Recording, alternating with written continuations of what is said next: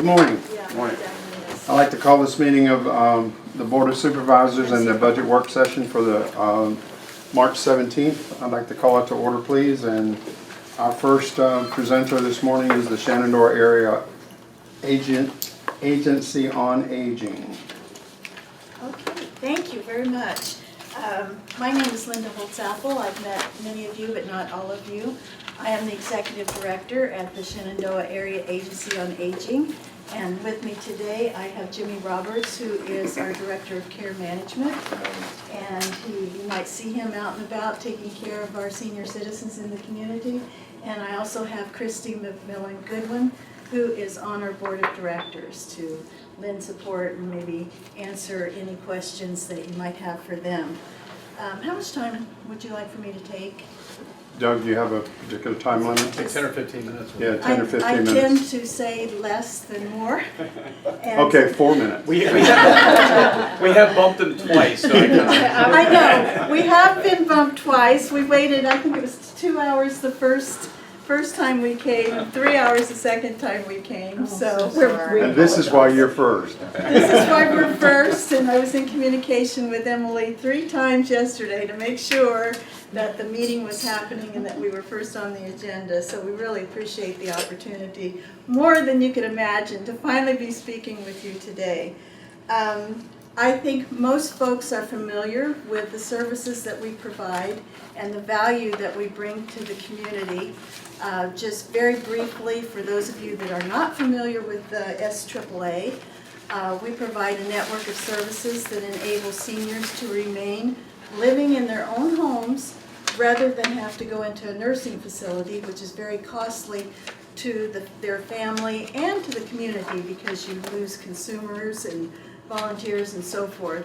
But to remain in their homes safely for as long as possible. The services that you are probably most familiar with are the Meals on Wheels.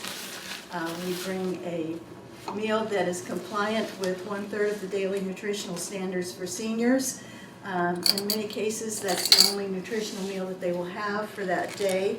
It's critical to their health, their well-being, both physical and mental, that they receive that meal and get, while we are delivering that meal, we also do a wellness check.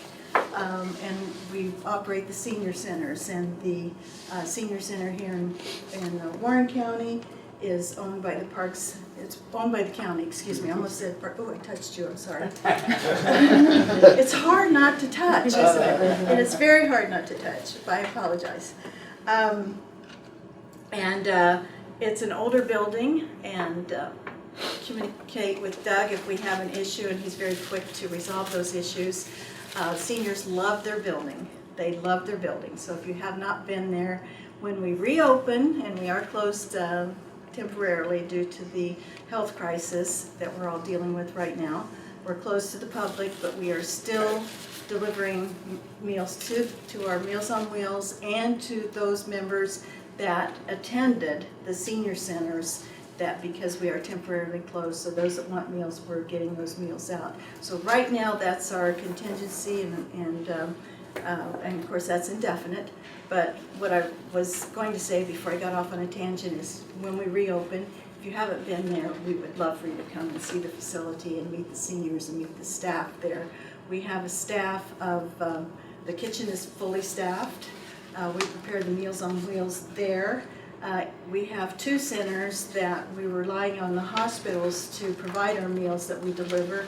In the event that the hospitals are no longer able to provide meals due again to the health crisis, we will prepare more meals out of the center for those counties that cannot receive meals due to the fact that the hospitals are unable to deliver. But for right now, they are. And then we provide in-home care, which is personal care, bathing, dressing, grooming, that kind of thing, for seniors that are unable to do it for themselves. And we also provide homemaker services, help keep their environment clean, which is, again, is critical to their health and well-being. So those are our main services. Jimmy's function is to actually go in the home, and right now our modification of services is temporarily. He will perhaps be doing this over the phone because not all seniors are comfortable having folks come into the home right now. But he and his team are responsible to meet with the seniors, whether in person, via telephone, and assess their needs, and then we will be able to understand what level of need they have, if we can be of service to that senior, and what services that we will be able to provide that will enable that senior to be able to remain in their home as our mission states. With that said, again, I'd like to express appreciation for the support that you all have been to us in the past, and look forward to continuing support in the future. We rely on the funding that we get from our local jurisdictions because we are required to provide a local matching amount in order to be eligible for our federal and state funding. So roughly every dollar that we generate through local funding generates about $3 to $4 from state and federal funding. We do have some services that we do ask a fee for service that's based on the sliding scale for folks, what's it called, Jim? The poverty level scale, is that the correct term? Well, sort of. It's given to us by the state of Virginia, and it's a breakdown of if you're in federal poverty, then there's no fee for any services we offer, and then it goes from there up. And so we have very few people on the scale, but it is a way to generate some income, which all goes right back into the programming. So it's really a benefit to the people who are on it because it gives them a sense of ownership, a little bit of like, I'm not only getting help, but I can give help as well. So it's a great program. Thank you for your help. He deals with this on a day-to-day basis, and I don't. Unfortunately, I don't get to be down in the trenches working with the seniors as much as Jimmy and the other staff. Although I do love being with the seniors, and I do love seeing the benefits of our services, the difference that it makes in their lives. Also, I just wanted to let you know that we are very aggressive in fundraisers and fundraising. We raise about $200,000 a year through our fundraisers. One is the walkathon that normally occurs in April, that's held at the Westminster Canterbury. We don't think that's going to happen on that date, but we still plan to have it at a later date.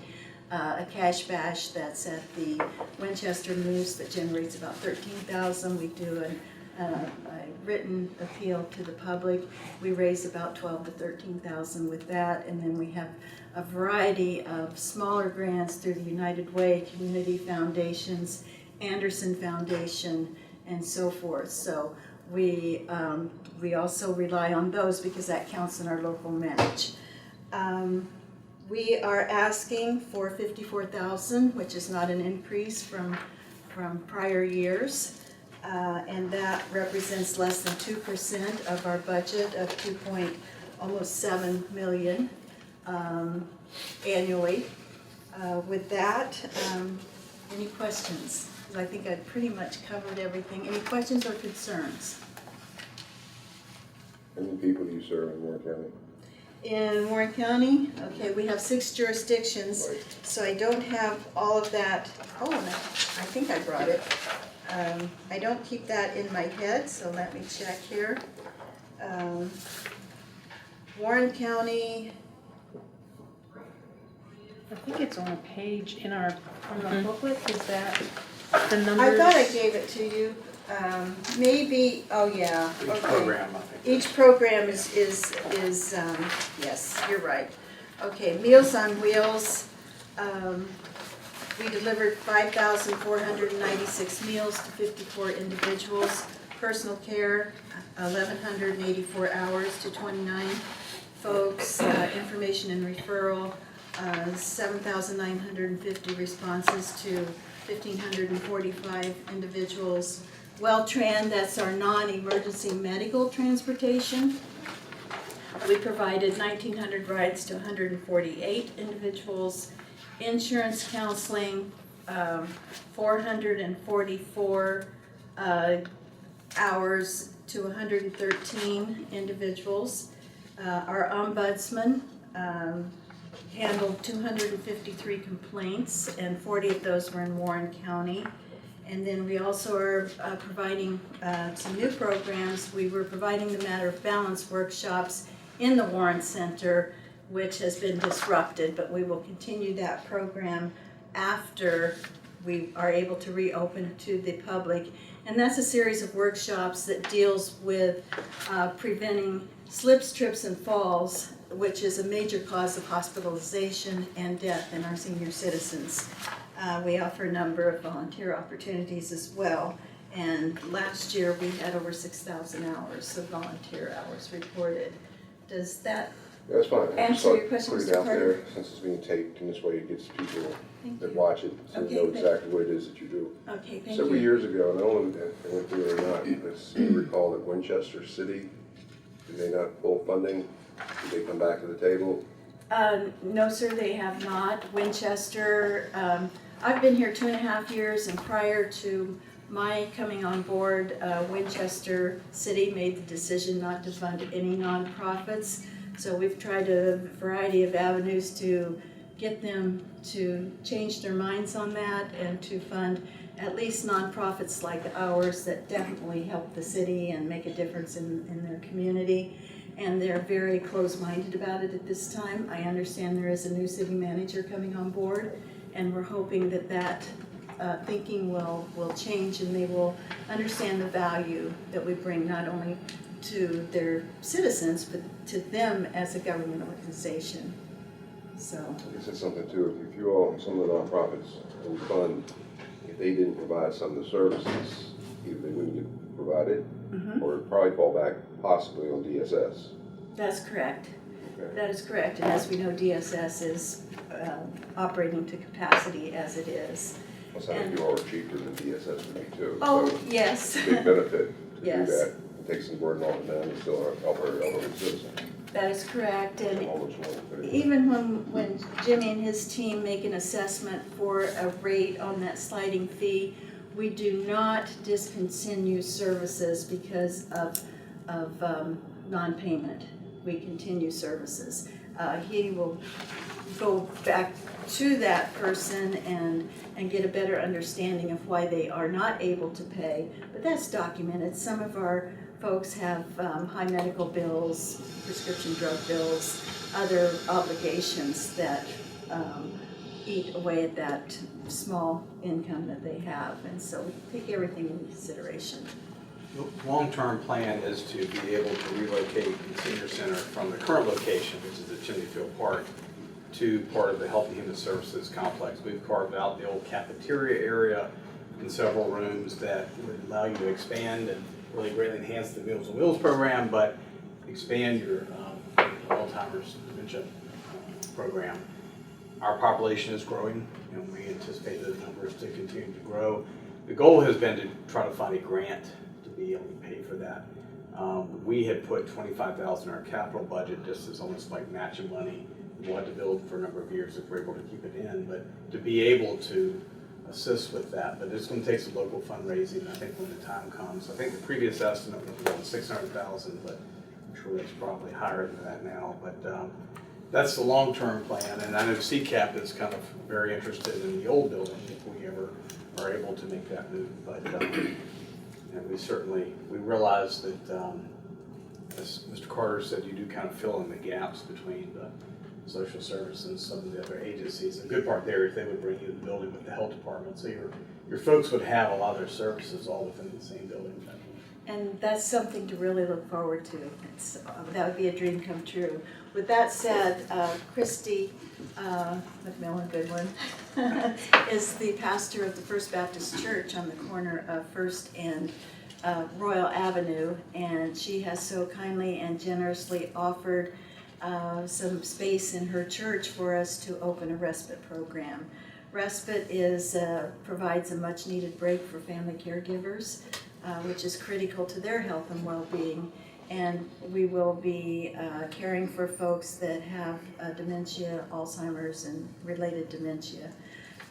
So that's something after we get through this health crisis that we will pursue aggressively to do some marketing campaign and make sure the public's aware that that service is available.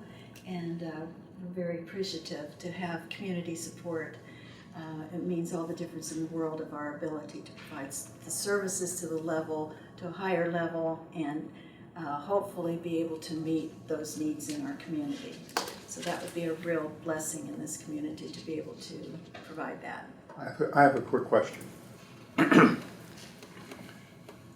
With the coronavirus situation, maybe you said it and I think you touched on it while you were talking.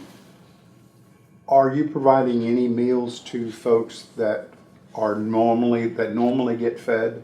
Are they still getting the opportunity to get food, and are you delivering it, or how is it being distributed? And Yes, I know the people aren't coming in, but I did, but that's okay. Our Meals on Wheels program is operating at full capacity.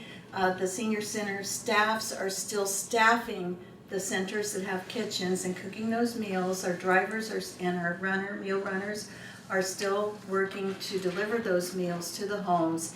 And the congregate members, those are folks that normally come to the centers to get their meal, are being offered a meal delivered to their home as well. We've also delivered extra meals as an emergency precaution in the event that we are unable to deliver meals. We know that they have extra food in that home. So there's, at this point, and as we know, things change on a daily basis with the coronavirus and the instructions that we get from the local government, from the governor and so forth, and from the the Center for Disease Prevention. But for right now, that's what we're doing for as long as we can do so safely. Some seniors do not want our runners in the home as they normally do, so they're making arrangements just to let them know their meal's there, it's on the porch. They wait to make sure that they come out and get their meal and that that person is okay. Does that answer your question? yes, ma'am, it does. Thank you very much. You're welcome. Okay, any other questions? Lynn, I noticed, and this is your 18 financial statement. Yes. You may have already done it, but you've got a couple loans in there, one at 5.39%, one at 4%. You know, if you haven't already, take a look at refinancing with the interest rate. Right now it's bottomed out. Okay. If you have the ability, that would save you a little bit in interest costs. Okay, that is something we will definitely do. Thank you for pointing that out. I did hear on the radio this morning, but it didn't connect. But yes, we will definitely do that. We just refinanced last year, I think. And if you did, maybe it doesn't make sense, but I'd say just at least talk to them. We'll look into it, definitely look into it, absolutely. Yes, anything that we can save in expenses goes into services provided. Okay, anything else? Thank you very much. Thank you. We appreciate you coming in. Okay, any questions for my guests here, our guests? I just want to say thank you for setting that up. Being a nurse and working in, my last job was director of nursing and assisted living and respite care.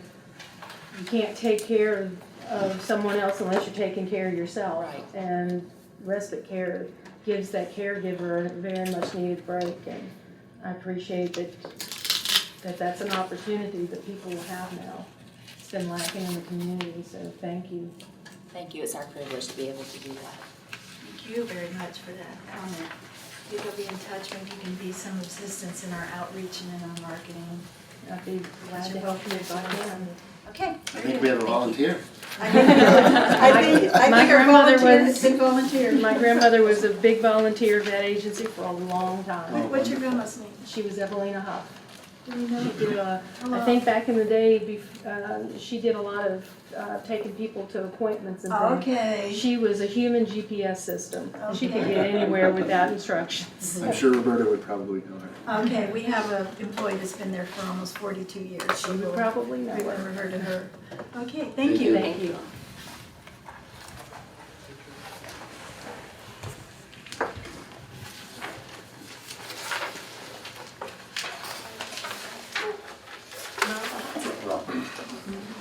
Now, Linda, nobody's sitting up there with you yet. Okay. I know, There he that's is. kind of scary. Hi, buddy.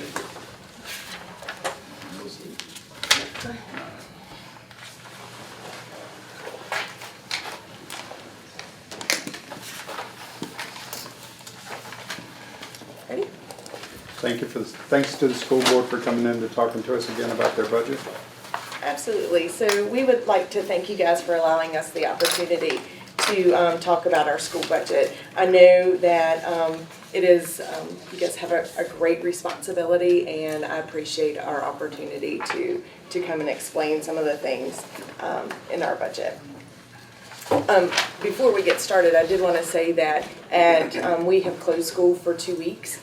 We've extended our spring break. However, starting today, we are offering meals for students who are 18 years or younger at E. Wilson Morrison. We're going to have kind of a drive-through service there, so kids who are 18 years and younger are able to go to E. Wilson Morrison and get breakfast and lunch for free. And we will be providing backpacks to students on Thursday. Is there any opportunity to spread that outreach out more? I know, Right. like in my area, it's kind of hard if you've got working parents and the school age kids are there, they probably won't have an opportunity to get to E. Wilson. So is there an opportunity to maybe spread that out a little wider? We have had a lot of people volunteer to deliver meals. We are working with the Department of Education in order to be able to get that approved. So we just were able to get E. Wilson Morrison approved this morning as a serving site, so that will come next. So over the summer, we do deliver to many sites, I think up to 9 sites, so we're hoping that we're able to do that as well. Now, is that for just young people at E. Wilson Morrison, or is that for all of the people? 18 and under. 18 and younger can receive a meal for free. Okay, now, when they drive up to the window or door, or wherever how you're gonna do it, will the people give meals to the person that's there? Does a child have to be in the car with A child them? has to be in the car with. Okay, so if a mother comes in and she only has 1 child, but she's got 2 more that participate, do you tell her no? We're working through those details, but like I said, we just received permission or I know it's approval this new. morning. So but if a vehicle pulls up and there are 3 children in the car, we can give them 3 meals. So at this point, but we're working through the logistics. Okay, thank you. You're welcome. This is uncharted territory. It is. It is. So Now, I don't want to jump back and forth in all this because this is evidently new. It's evolving. But have you considered the school bus system?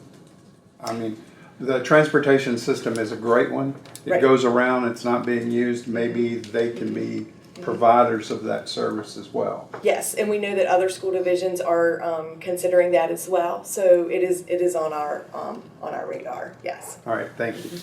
Mr. Mayor, if I may, we've actually looked at, it's too fresh, Melody hasn't even seen this yet, but we've actually looked at tentatively a plan that we could put in place using what we have that would run 22 buses, not using all of our drivers and allowing the other drivers that aren't driving to serve as aides to help either facilitate homework, schoolwork, physical, maybe it's clothing, maybe it's food, maybe it's whatever it needs to be, but we have something kind of roughed out, but it's raw, nobody's seen it yet because we're just all kind of getting back, so we do have, that is in our brain. Thank you. Mr. Mitchell. How many students in the summer take advantage of that food program? And what are we talking about in terms of numbers? Right, that's a good question. So, and it varies. If you would have asked me in August, I would have had the exact numbers. But it's been a few months since we've done it. But it's not as many as we would like. You have that, Mr. Fox? The very top number that I recall was 125 students. Okay. But that includes daycares that come. The Moore program, E. Wilson Morrison, and drop-ins. The beauty too. So it's not a huge number. It's you're not trying to service. Okay. Yeah, it's not a could be huge number, but it number. also does backpack. I mean, Right. True. Yes. I mean, it could be a huge number. I mean, if we've got children that both parents are eating, I mean, or both parents are gone and they need it there, they happen to have transportation. They would maybe they would not normally get a meal. So I would anticipate actually more people doing it. At least I would hope. I want to see every kid get fed, but it's just a thought. I mean, 125 people is not a lot. It is not when a they're lot. giving a meal for every kid that comes to the door. Right, and this is a little different circumstance Yes. than normal because over the summer there's vacations, there's kids who go to visit grandmother for the week or granddad or whatever. Or This daycare. is this is we're asking people to stay at home, so this is a little bit of a different circumstance. So hopefully we're able to attract more kids who are coming to eat at E. Wilson Morrison and picking up breakfast and lunch and then picking up a backpack on Thursday for their weekend meal. So we're hoping that it expands. Again, thank you. Now let's talk about budget. Absolutely. Sorry about the. So- No, it's a great conversation. Public needs to know that.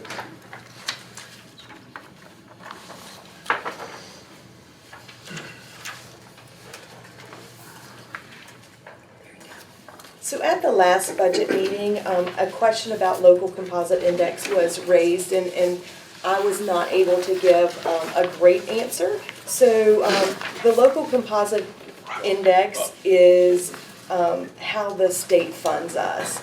So it determines a school division's ability to pay, and it is based on the true value of property, adjusted gross income, taxable retail sales, and then each locality's index is adjusted to maintain an overall statewide local share of 45%. So this is what local composite index, the definition of local composite index. And this is how the state determines how much funds they are going to give the school division. If you look at the second page in the handouts that we passed around, it shows where we fall with the divisions in our surrounding area. All of the school divisions that are listed here are our neighbors and that touch us, and it also includes Winchester City Schools. So if you look at the local contribution per pupil, that is what the locality contributes per pupil. And if you look, I've sorted it by the local contribution, we're 6 out of 8. Shenandoah and Page County have a smaller local per pupil contribution. If you look at the last column, it's the local composite index, and it shows where we're actually 4th out of 8 on local composite index. So that our state is telling us, out of the school divisions that are touching us, that we, our school division, our locality has the 4th out of 8 ability to pay.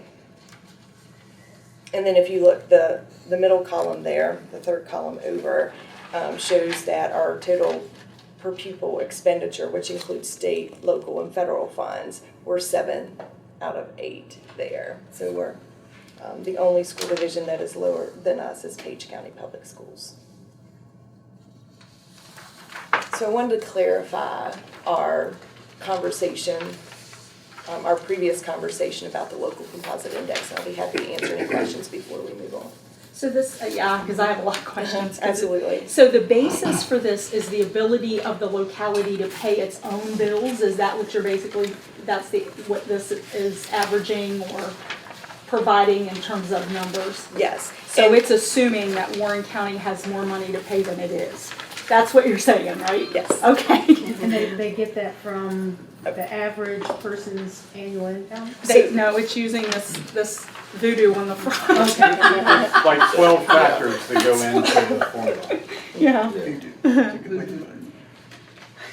So if you look at the front page, the true value of property is weighted at 50%, adjusted gross income is weighted at 40%, and the taxable retail sales is weighted at 10%. So those are the 3 factors that are actually included in the composite index. So a couple factors which really, somebody like, Rappahannock County is like 0.799. Because land goes into the formula at its true value, not its land use value.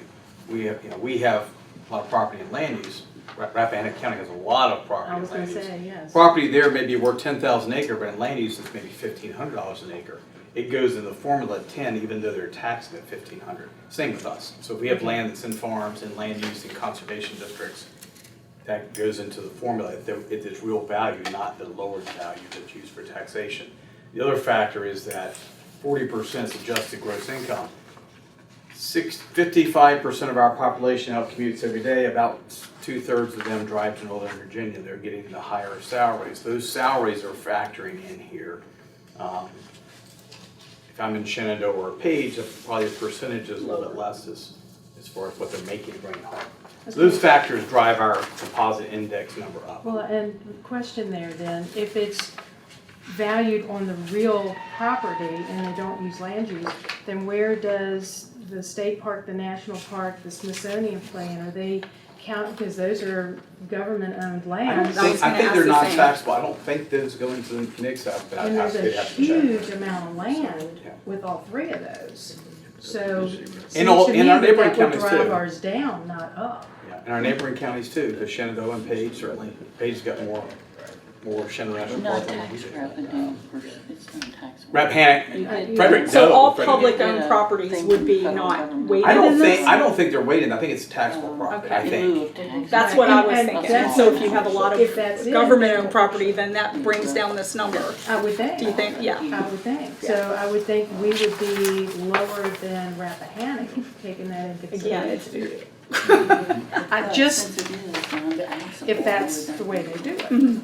But this is how the state measures on how much the locality is expected You're trying to to equalize, contribute. yeah. Yes, Well, I so that understand is, the- you know, so I Yeah. wanted to share that because Thank my you. answer at our last meeting was not great. So I wanted to revisit this so you guys could have Thank you a for better this. understanding Absolutely. of where we were, so. Thank you, yeah. Any other questions about local composite index before we move on? So the school division goals, specifically this year, is to ensure that all of our schools are accredited. And then another goal that we have is that all of our students graduate and are prepared for what they want to do after they graduate, whether it's enter the workforce, whether it's going to a 2 or 4 year college, whether it's to enter the military.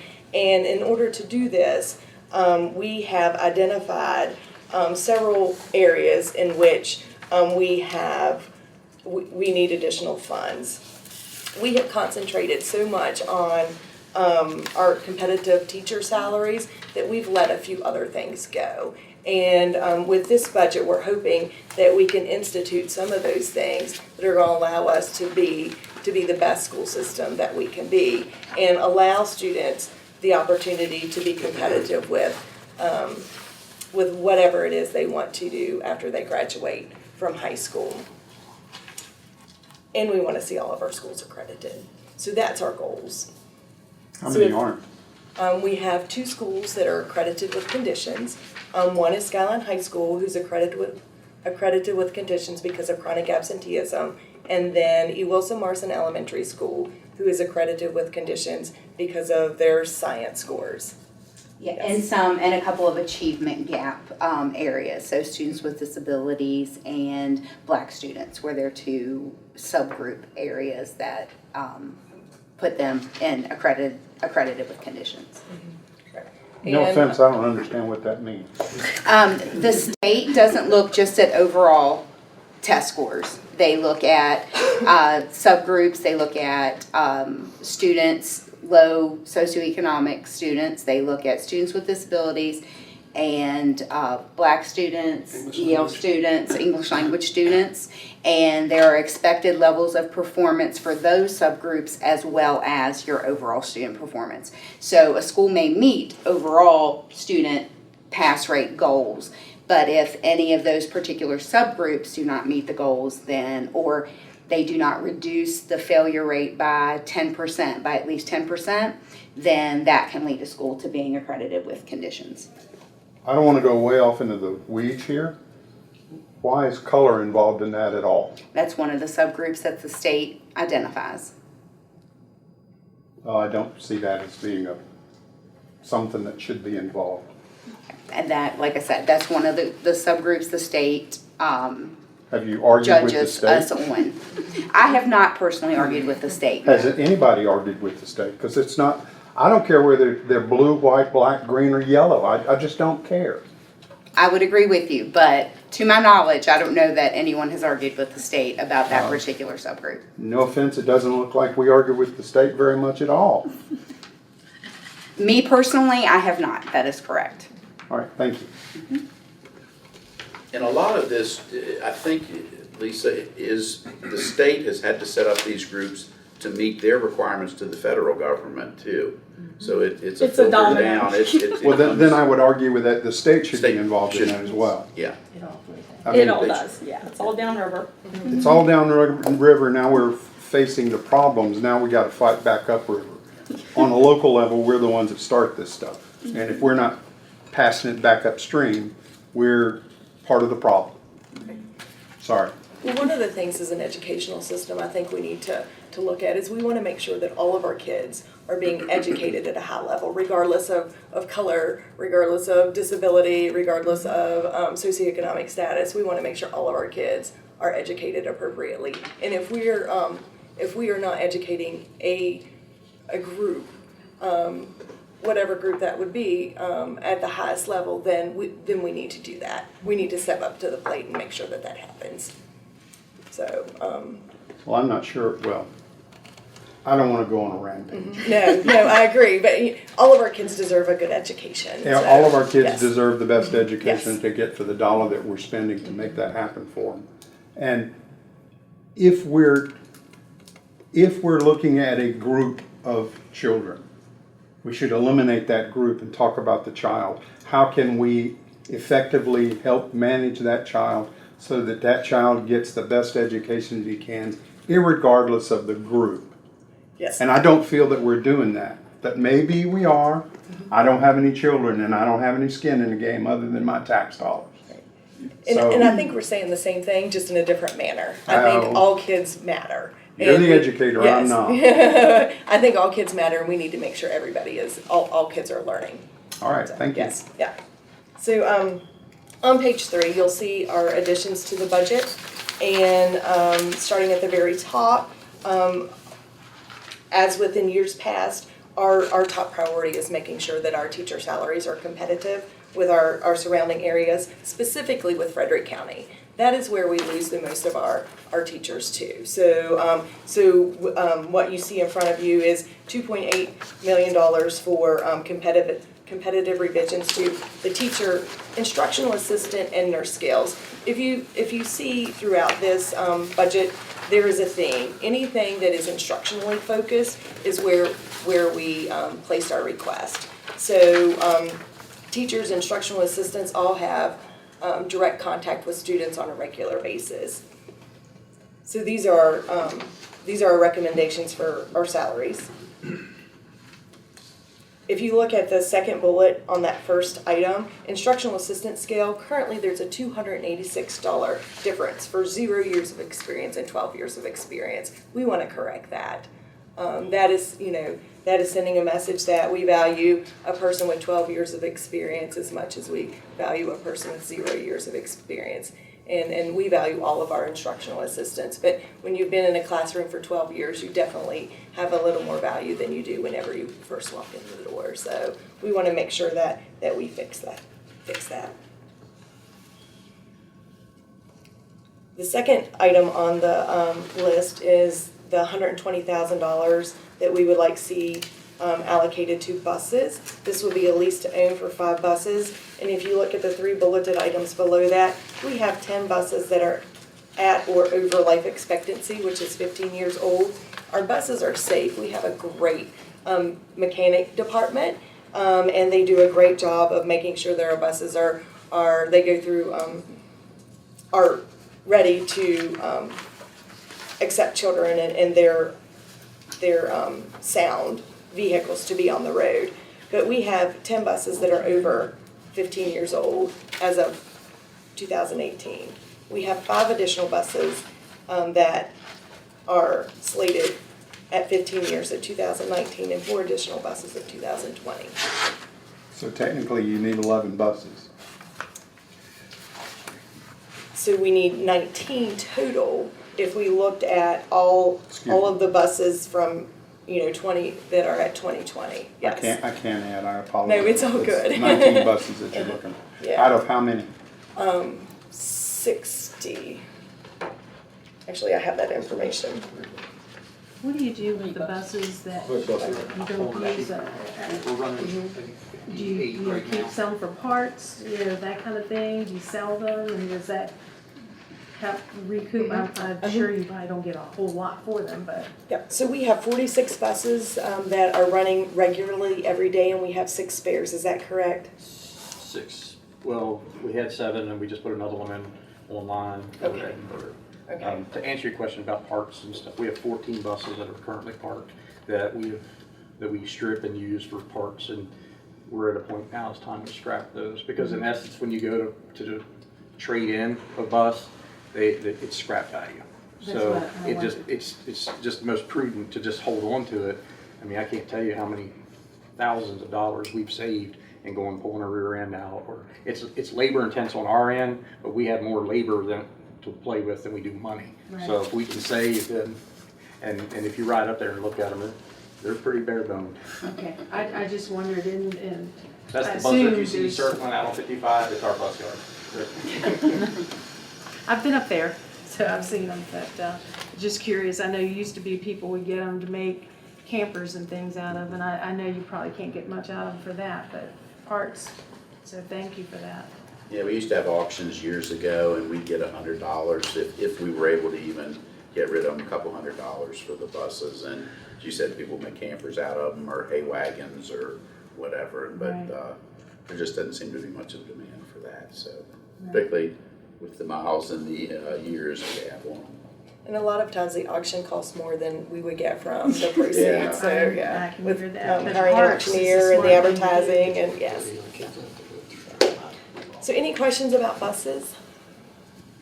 Are they gonna have seatbelts?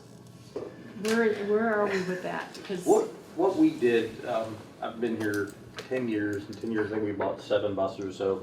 One of the challenges that, from my position, has always been that in the past we purchased whatever was there, whatever was on the lot, and that's what we purchased. So what we did is we built a spec and said, this is what Warren County School Bus looks like. They all have 100-gallon tanks. So if we're going on a trip to Salem, we don't have to, I can't send that bus because it only has a 40-gallon tank. Everything's, as we buy moving forward, they're the same. So with regards to seat belts, we don't know what they're going to mandate. We don't, I didn't know if they had mandated it or not. They have not, and is it going to be lap belt? Is it going to be shoulder belt? Is it going to be 2-person? Is it going to be 3-person? Is it going to? There are so many different things. So what we've done to be proactive is we spec'd our bus with a seat that is basically what they call seat belt ready. Okay. So the framing and how it is fastened to the structure of the bus will accommodate seat belts. So all we have to do is basically purchase the backs. We undo 2 bolts, we pull the backs off, and whatever the state or the federal government say you're going to do this, we slide that down and we're done. So long term, we're not looking at $30,000 a bus to outfit with seat belts and get engineered and all that. We're looking at $1,000 a seat and put them on. So we're prepared, and in the most cost effective way that I possibly could. And the reason we went with that company is because at that time they were the only seat manufacturer that offered all options. Some were, well, I'll do 2-person shoulder, some I'll do a 3-person shoulder, but this company's like, whatever they come out with, that's what we can do. So Thank you. I think we're as prepared as I know how to be. Okay, appreciate that. The next item on the list is $150,000 for textbooks. We have not purchased textbooks in an adoption in over 6 years, so we are behind. I was speaking to our instruction department on Friday probably, and our foreign language books are 15 years old, and some of our foreign language books are still referring to tape recorders. So I don't know how many of our students in school today even know what a tape recorder is. So those are, you'll see the years of how old our books are. We have calculus and geometry books that are 20 years old. So we have currently around $100,000 in our textbook fund, and in order to adopt a series, it's approximately $600,000. So we need to really start putting money towards our textbook funds. So these aren't gonna be bought this year then, that's just money for when you get enough to start the series then, is that what you're So saying? one of the, yes, but in the next few weeks, you will see a request from us after our school board approves it that will allow us to purchase some language reading, language arts textbooks. We have additional students this year than we anticipated, and our sales tax revenue is higher than anticipated. So we believe that is going to be about $535,000, which we will be able to purchase a series of textbooks with that money. So you will see that probably at your April meeting. Are any of those books available as an ebook, or is the cost the same? Right, so the cost is the same. So I believe with $5 or $15 additional dollars per book, we're able to get both the textbook and the digital version as well. Now, y'all are still using the, is it Chromebooks or something other? We are Everybody has using those? Chromebooks, absolutely. Every student have one? No, every student 6 through 12 has one, and our elementary schools have Chromebook carts. Okay. So there's multiple per grade level. Okay, thank you.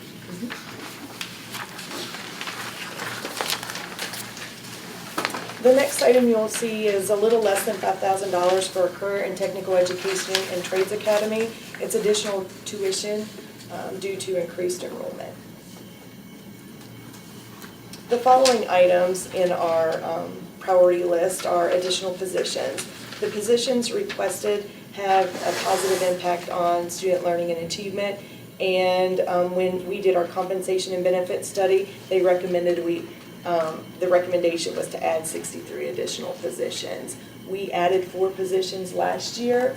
2 positions were EL. One was a middle school remediation teacher, and the other was a kindergarten teacher at LFK due to class size in the kindergarten grade level. What do you anticipate adding this year?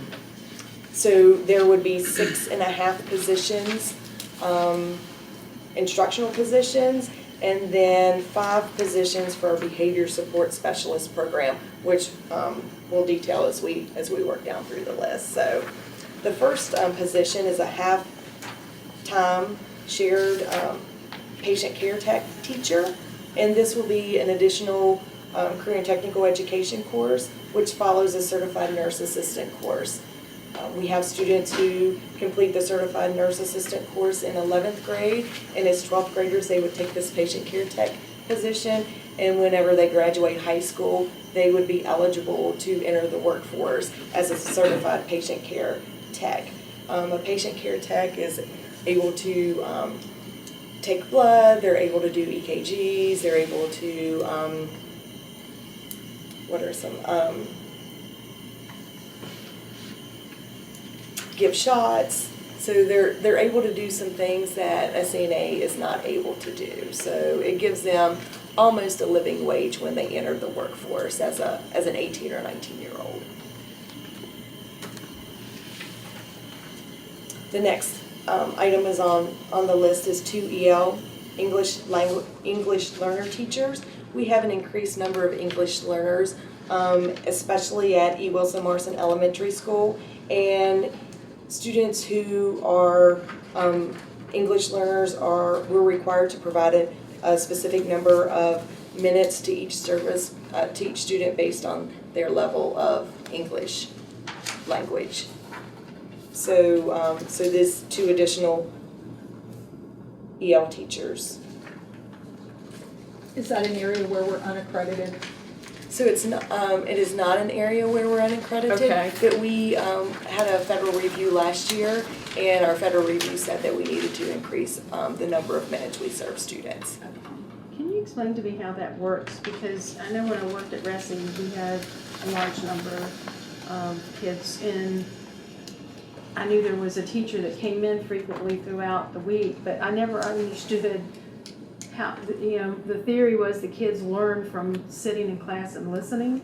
Immersion. I thought they would have someone with them until they picked up enough to conversate and things like that. So I've never truly understand how this program works. Okay, so most of Students' Day is an immersion program. I believe if you're a level 1 student, you have 90 minutes, 60 or 90 minutes a day. Yes, 60 or 90 minutes. 90, I believe, because if you have a student who's a level 1 or 2 at the secondary level, then that is an entire block that they need to have daily in order to receive English language instruction. So and it's a pull-out program. So they would be in a room with 3 or 4 other students receiving instruction from the EL teacher. And I guess the theory, the smaller children pick up quicker. Well, yes, it's all based on their level. So it's not like a general education classroom where you say, okay, if we get to 25 kids, then we need to add an additional teacher.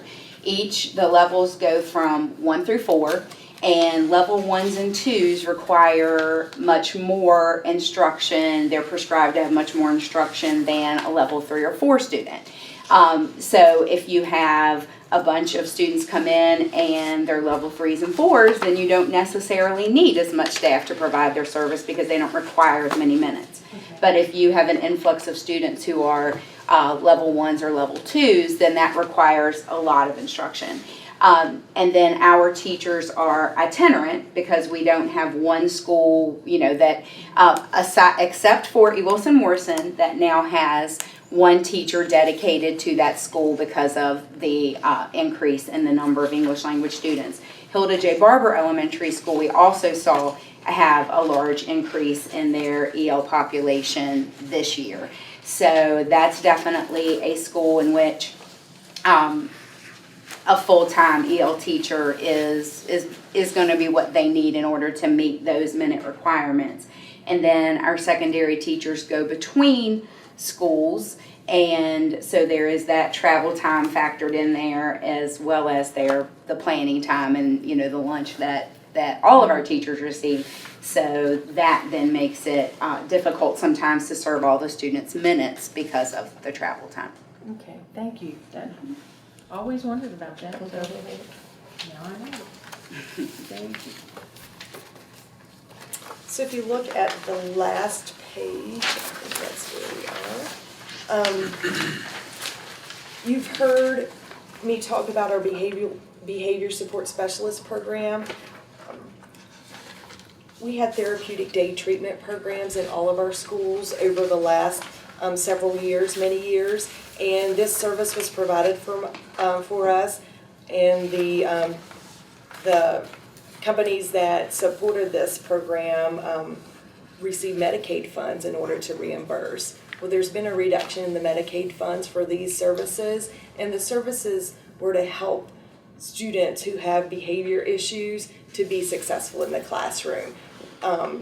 For example, we had 28 TDT counselors in our schools at its height. We now have 5. And the 5 that we have are not necessarily in the schools on a full-time basis. For example, at Skyline Middle School, we had 5 TDT counselors there. There is somebody there 2 hours a day at this point. So they've reduced it that much, the funding that much. It doesn't mean that the behaviors have, when the students' behaviors have decreased or went away. We still have the need to have therapeutic day treatment program counselors in our schools, but excuse me, but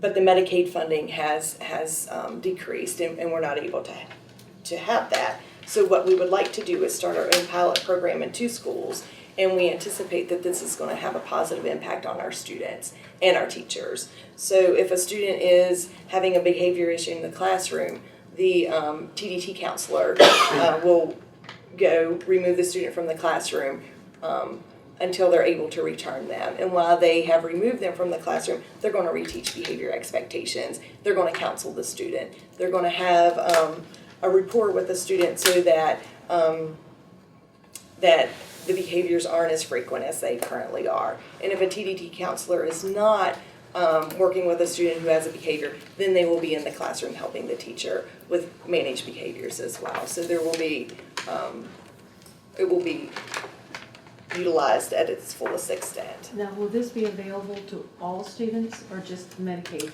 That's a great question. It will be available for all students because Yes. previously it was only available for students who had Medicaid. That was my biggest issue with that program is that it could only service children that had Medicaid, and we had so many other children that needed it, and maybe their parents they didn't qualify for Medicaid, but they didn't have the resources to get private, so they were falling through the cracks. So this is great. If you can do this, this is wonderful. Yeah, this is one of our top priorities in our budget because we are hearing from teachers and we are hearing from other students, frankly, that behaviors are getting in the way of their instruction. Absolutely. So, If you have a disruption in the classroom, it takes the teacher's instructional time, it disrupts everybody's emotions. By the time you get them settled down, you're off to another class. right. So it's going to have a positive impact on the student, and it's also going to have a positive impact on the entire classroom environment. Where's the pilot program going to be? Mm-hmm. So the 2 pilot programs will be at LMK and Warren County Middle School. Okay. And are those the 2 schools that you have the highest number of discipline issues? Is that how you chose that? I'm just curious. So at E. Wilson Morrison and Skyline Middle School, we have an extra dean in each one of those schools who have helped with behavior. So those are the other 2 schools that really need some support. How do you measure the success? Just out of curiosity, how's the success of the programs measured? Okay, so the success of this program will be measured by the number of students that office discipline referrals. Okay. So the number of students that are actually being sent to the office for an infraction. So we'll measure, so we're hoping to see that significantly decrease. We'll be able to measure it by actually seeing principals get into the classrooms and do instructional observations as opposed to dealing with student behaviors. Do you guys do that? Do you guys go to the schools and do observation? We do. We have Okay. a tier 1 checklist in which we do observations, absolutely. Yeah, because I mean, a program is great on paper. Yes. But you don't know if it's actually effective until you put it into place in practical terms and see if it's producing what you're looking for. Absolutely, and I think all of our instructional resource teachers over the last week have been at E. Wilson Morrison doing observations, so at the request of the principal. Can you ask the students to do an anonymous, how a pre-pilot program, how do you feel safe from those kind of questions in your classroom, and then afterwards get their feedback so you get a feel of how the kids are feeling about it. It doesn't have to be anything where they put their name on or anything like that, but Yep, we it's already one have. thing to use, not going to the principal, but is it still being disruptive? Do the kids feel like things are settling down? Because it may be that they're not taking them to the principal, but it's still a big disruption in the classroom that gets settled to the fact that, well, we don't need to go to the principal anymore, but there was still a large disruption. Yep. Well, there's 2 things that we do. We have a student advisory council that actually has spoken about the disruptions in the classroom, and we listen to that. And then also we, before classes end each semester, we do a student survey to understand how, and on the student survey there's many questions like my teacher was available to help me after class, and one of them is there are few disruptions in the classroom, few to little, agree or disagree. So we already have a survey that actually measures that. So. Can I throw my 2 cents worth in there? Absolutely. I won't touch your hand, yes. I appreciate the fact that you're giving the disruptive student the opportunity to get better. And I think that's pretty good. I actually think it's great. But I don't see from what I have heard that you're holding that student accountable. I can counsel that child as much as I want to counsel that child, but if there's something that goes further than that, he is not held accountable. He just settles down and he goes back to class, or he goes back to class tomorrow. What are we actually doing to get to the root of the problem? Because it's not always in that particular classroom. It may be something at home. And I don't, and maybe I'm incorrect in saying so, but I just don't see the parents getting involved and the student actually taking accountability for what he's doing. I'm old school. And what, different now, and I am out of that loop. But I just don't see the accountability for the student that he has to live up to some sort of expectation, or he's going home and he's not coming back. Yeah, so we have various sanctions in place, and some of those sanctions include after-school detention, lunch detention, play, recess. They lose their recess, yes. We have Friday night school. There's a good choice. We have suspension, we have short-term suspension, we have long-term suspension. So there's, when a student is taken from the classroom, there are sanctions imposed, but there's also reteaching of behavior. I think one of the difficulties these days, correct me if I'm wrong, is that, you've got, with the state mandates, and again, your accreditation, you have to get X number of kids through the system to graduation. If you kicked out 50% of the kids, you're not going to be accredited because of failure to meet those standards. You've got to, some kids may get moved over to the Brighter Futures program or Diversified Minds programs, but you're kind of mandated to make every effort you can to get the kids through the system. Is that fair to say? This might be my area. I have suspended more students than anyone in this building. And my experience is they come back angry and unprepared. So the chance to work with them on an individual basis where they do the counseling and settle down and go back to the classroom, it's a win-win-win. Because then they're able to continue to engage in their education, they're able to not disrupt the learning of others, and as a community we are enriched because they're in classrooms. Okay, thank you. The Diversified Minds programs, Brighter Futures, they're all part of this budget, correct? They don't branch off because of different funding. That's correct.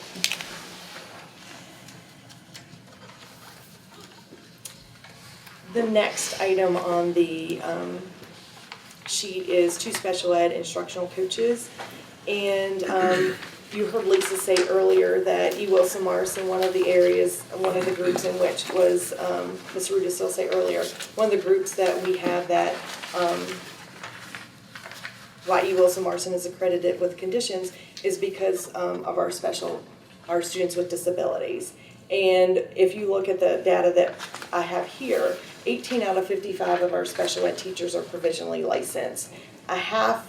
One half of our special education teachers have less than 5 years of experience. So provisionally licensed means that they did not go through a teacher prep program, which means that their pedagogy, their methodology, their classroom management, all of those things that are taught in a teacher prep program or during teacher experience, they don't have. So they could have another degree and then they enter the education profession not having those experiences. So having a third of our teachers who are provisionally licensed and a half of our special ed teachers who have less than 5 years of experience, we need people to help our teachers become better, especially our special ed teachers. And our coaches will help our new teachers use data to improve instruction.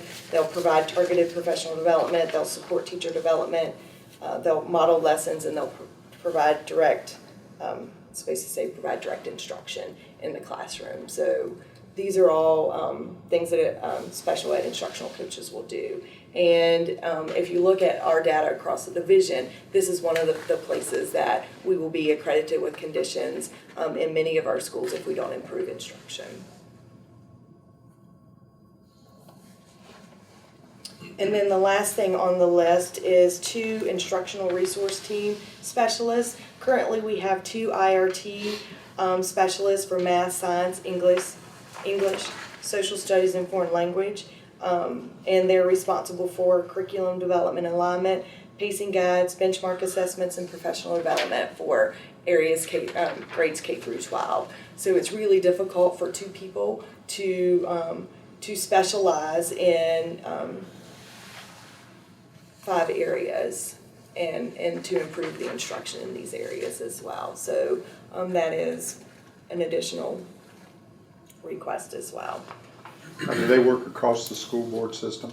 They do. So if you, is it E. Wilson Morrison that's having problems with science?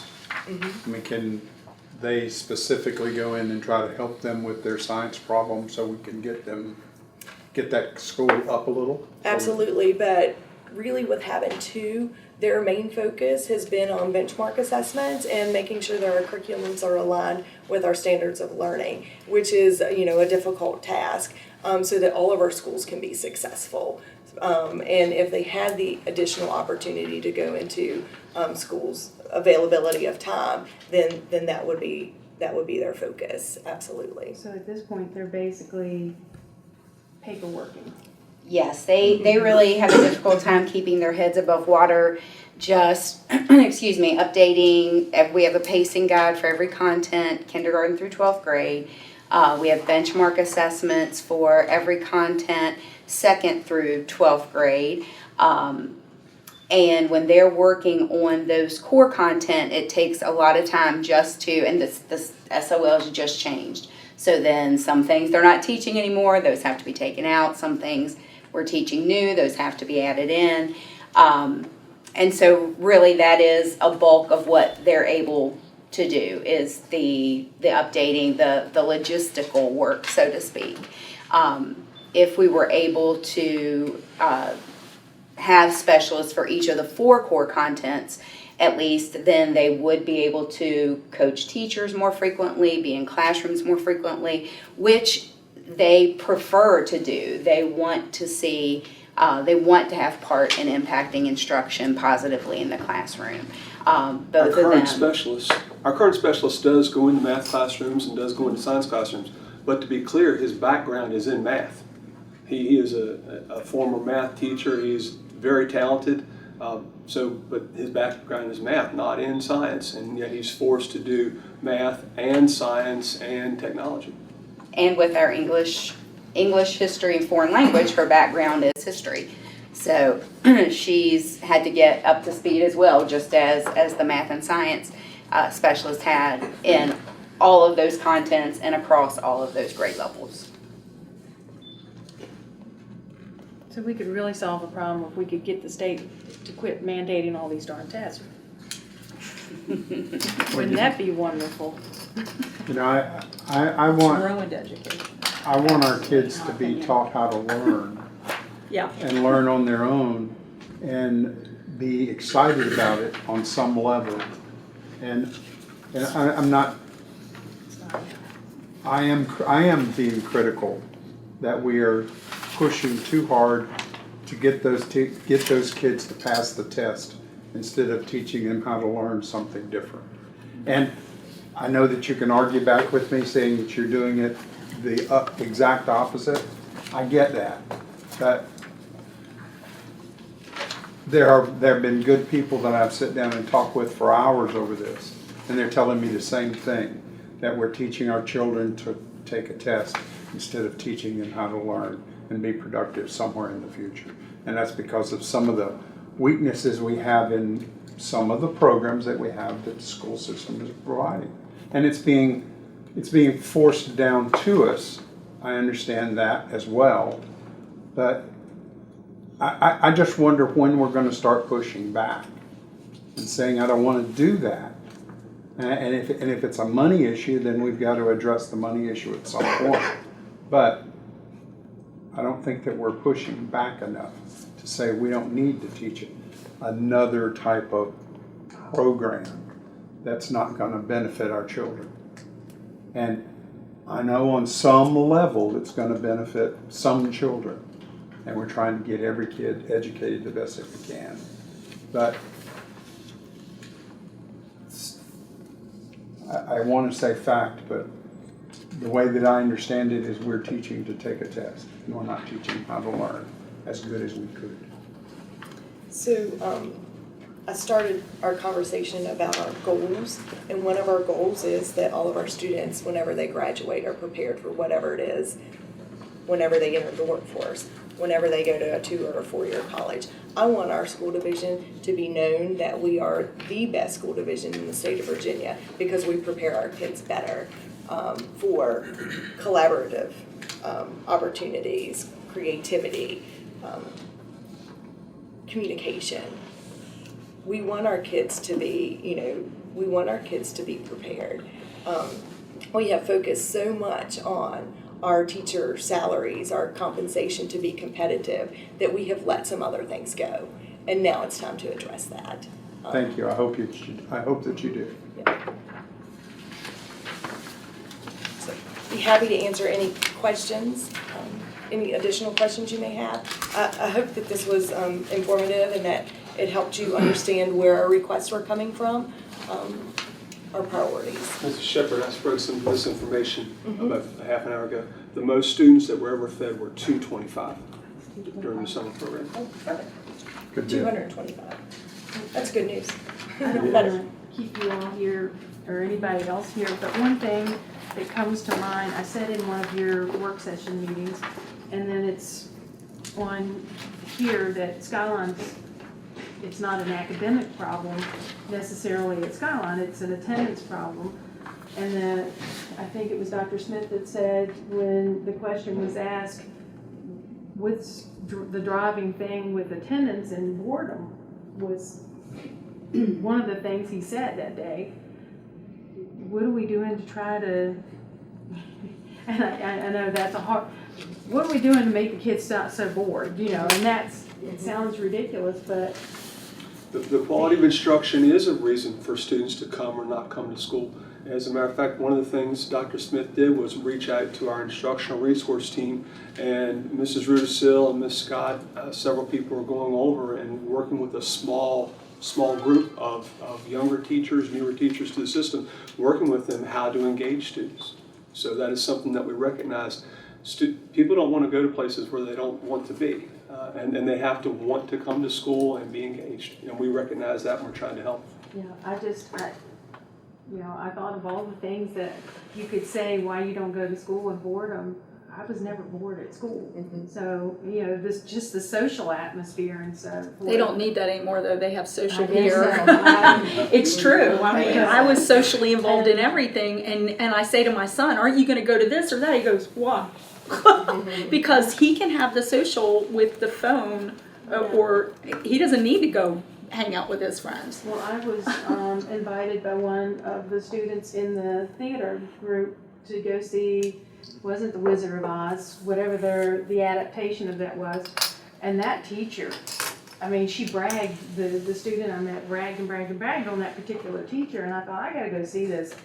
And oh my goodness, the energy that young lady has and the whole thing, I thought, maybe we need to go to her. She could pep that place up and get the boredom out of there, because I was so grateful that I met. It was a wonderful production, and the whole energy that she alludes, I mean, I don't know, but she definitely has a couple of students that I talked to and invited me to come. They were revved up and ready to go.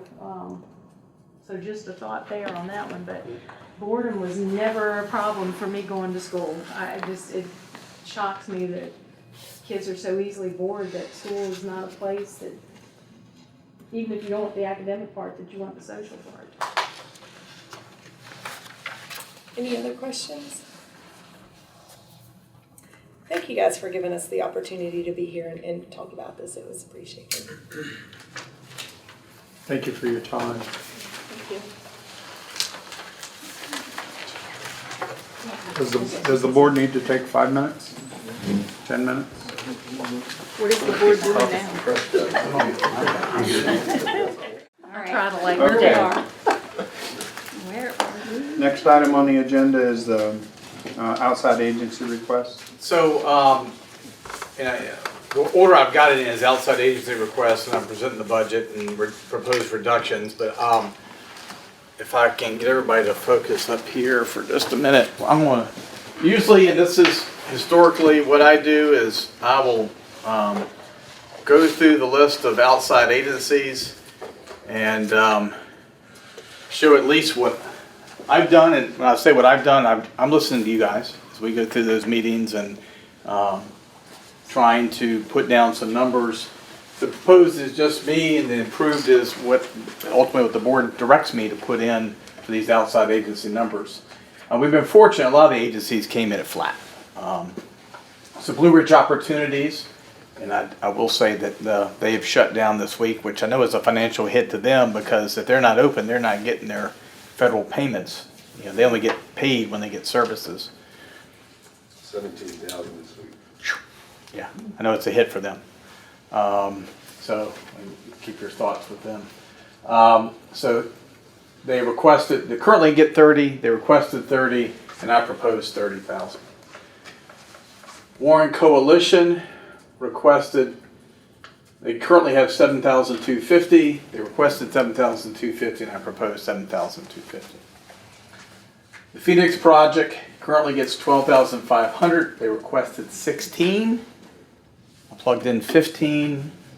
Reason why, one, and if you skip down to line 7, House of Hope, we've been last few years kind of treating them about the same. Of course, the House of Hope is the men's shelter, and the Phoenix shelter was kind of the organization that rose out of when the children's shelter closed on Main Street. We've been funding them a like amount. House of Hope asked for 20,000, which was a significant increase. I put them both at 15, but certainly whether we level fund them or fund them at their request, that's up to the board, but I'll put them both at 15,000 for right now. Isn't House of Hope looking for a new space, which is part of where the extra need's coming from? I don't know for sure. I know they had a benefactor who was going to buy them a location. That fell through. They were unable to find a location that was suitable for the town of Front Royal and the zoning issues. As you can imagine, the siting of a homeless shelter, much like an animal shelter and work release facility, all those things, they're sometimes you have issues with surrounding neighborhood properties.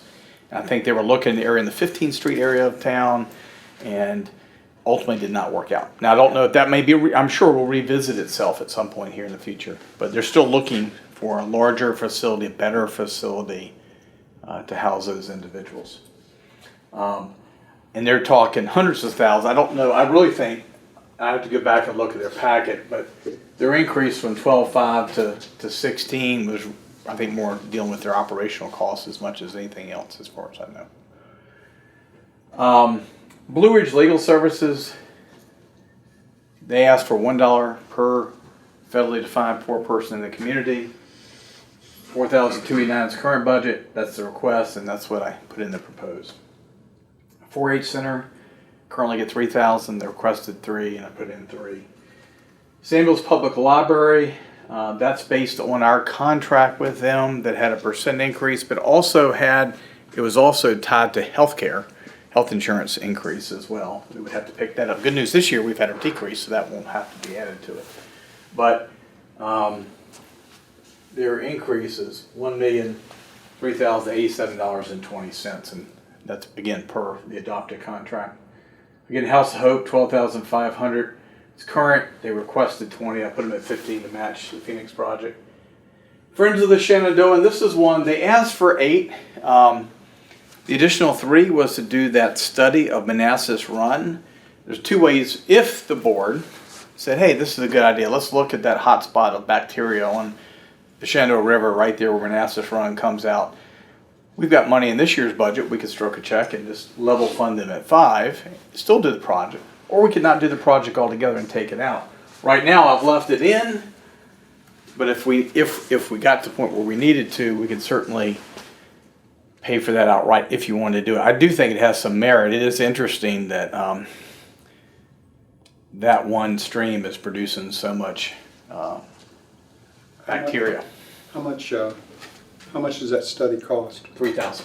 Okay.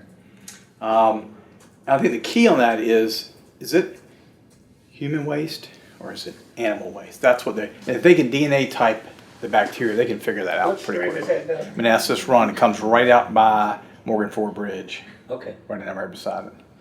And of course, it does have, you have a mix of ag.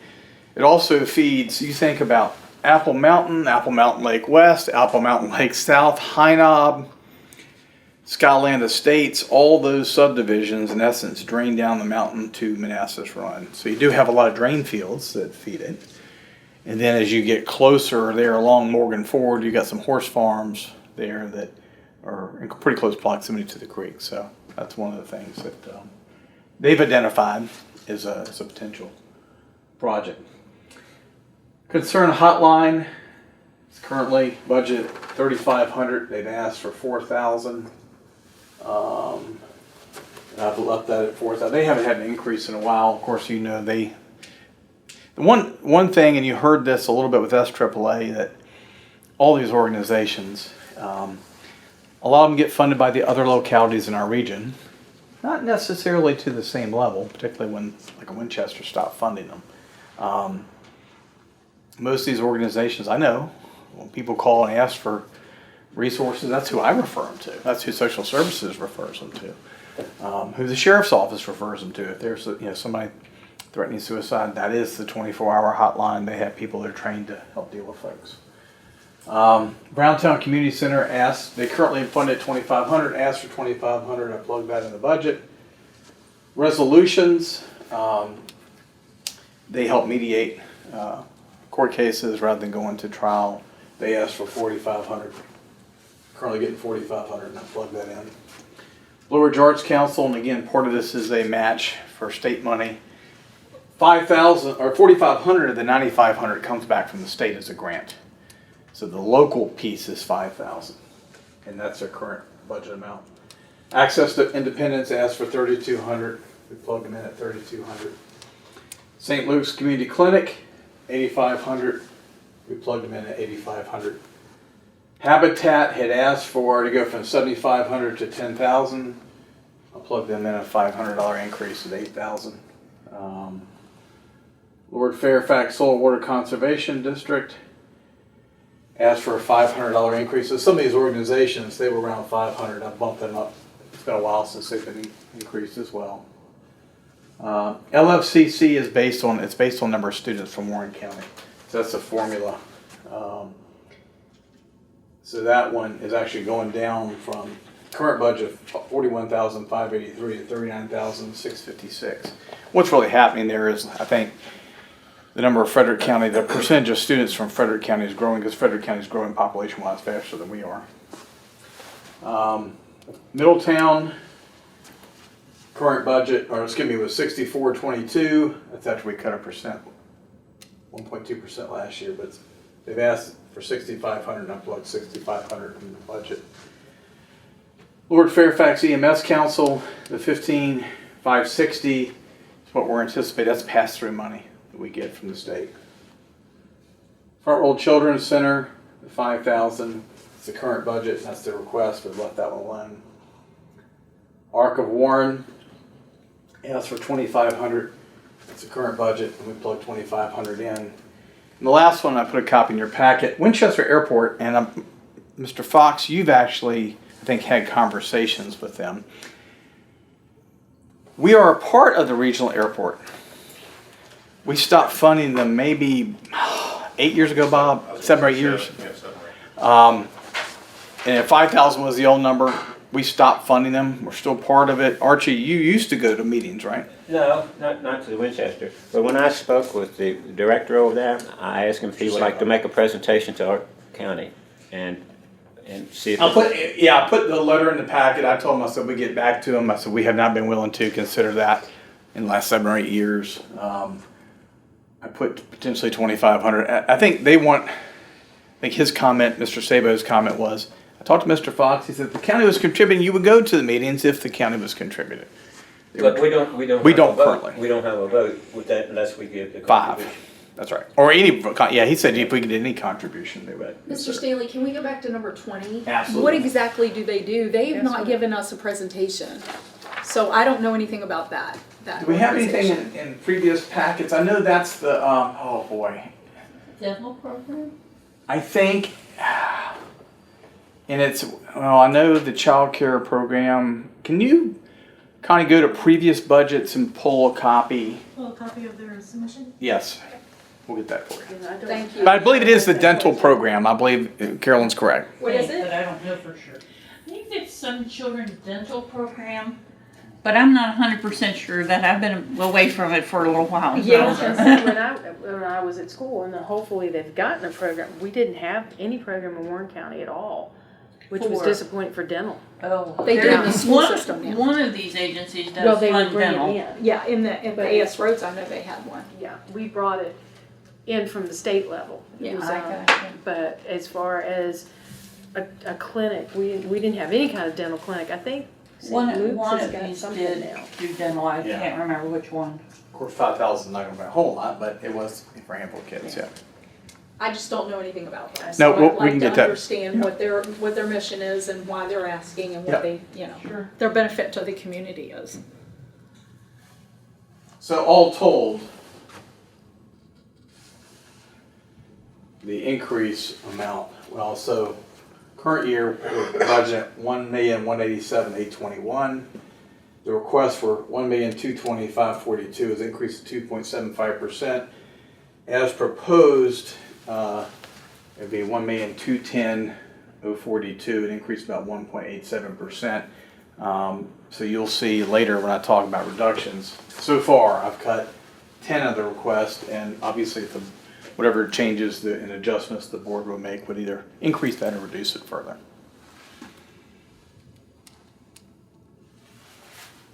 We don't have to have final answer today, but I just... Doug, I'm concerned about the economic impact of what's going on and how that's going to impact our revenues and all those things. I mean, these are unknown situations right now, and if this economic shutdown occurs for 90 days or longer, it's going to have a huge impact on local budgets. I think you have to look at our revenue sources. Number one, so mortgages and them paying real estate. If people stop paying their mortgages, then yes, that could have an impact. If people don't buy new cars, then that could impact the personal property side. If they can't go to car lots, they're not going to. Do you know? Yeah. It's going to have an impact. It's going to trickle down. It's just a matter of how big. And so the new budget is from July 1 through the following June would be the expectation. Would that continue for the next 15 months? Right. How much would that impact that? I'm not yet in panic mode on budget as to say freeze / whatever yet. I think everybody's taking a wait and see approach from that standpoint. I don't want to panic, but I do want to be aware that that's going to impact our budget. I think that we have to be prudent and understand. I didn't know if has there been any direction from VACO or any of the Not about revenue and anticipation. Everybody's in the moment. Just kind of in the moment. We're all in the moment trying to get through what they anticipate to be the next 6 to 8 weeks. Okay. And see if we, like the other countries, have hit a peak and then come back out of it. Flattens out, Obviously we can invest in toilet paper futures, and I say that facetiously, but it's the market's crazy, and folks are out there buying, obviously at the grocery stores, but other things, not so much. And how does that impact buying the new car? Do people not? We're still seeing building permits come in. We're still seeing some of that activity's kind of fairly normal from that standpoint. Now, ask me that in 4 weeks. Is that normal? And I think that's where you get into, even in the current year, you get into things like hiring freezes and all the craziness, which we did during the Great Recession. Well, you get into that if it looks pronounced. It's going to extend a long time. So thank you, Connie. Front World Children's Center is all volunteer, not-for-profit organization, 501(c) status. Organization currently operates at the Warren County School Age Care with a sliding fee scale for qualified Warren County families, overseeing all aspects including administration. It's a state licensed program of quality care for school-age children. Available to all elementary age children in Warren County. Programs include morning care, afternoon care, inclement weather care, and all-day programs include teacher workdays, some holidays, and summer care. Currently operating 2 elementaries, Hilda Barber and LFK. Okay. Children attending Rhodes, E. Wilson, and Ressie who participate are bused to and from LFK for before and or after school care. They maintain a flexible child care program specifically to meet the child care needs of the community. Let's see. So this was 1819, 131 children served, 110 families, 38 new enrollees, 34 families.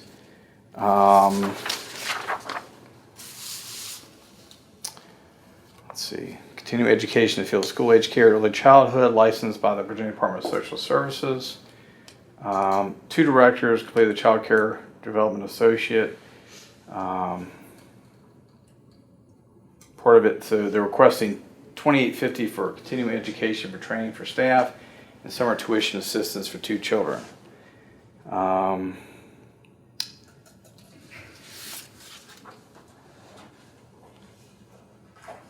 That's their current request? That's current request. Okay. So this money doesn't, Doesn't cover dental. well, no, but it doesn't, I'm just wondering why when, I mean, my grandson's in it, my daughter pays per month, so I thought it was self-funding. No, they get federal and state, I think they get additional monies. Our local piece is for some continuing ed for staff, and they provide tuition assistance grants, it looks like, for families. They help provide care for families whose income level does not adequately cover So the that's cost an- of care.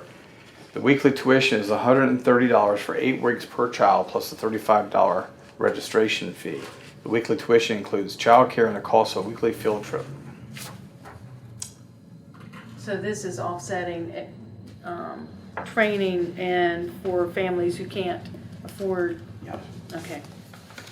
I believe, and Tony Archie, y'all may remember, we had that, they actually came during a regular board meeting one time and came and spoke to us a number of years ago about trying to expand the program, but the county was not supportive, I think, at that time. But it does, I think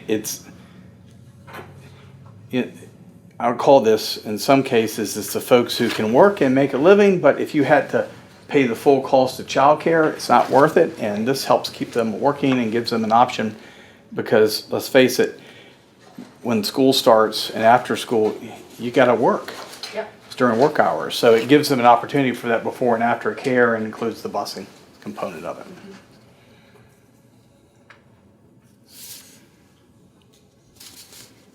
Any other outside agency comments or questions? Y'all may want to chew on that. We can kick it to the next meeting if you want, but Like I said, of that is the library, like I think you said, and that's pretty much based on the MOU.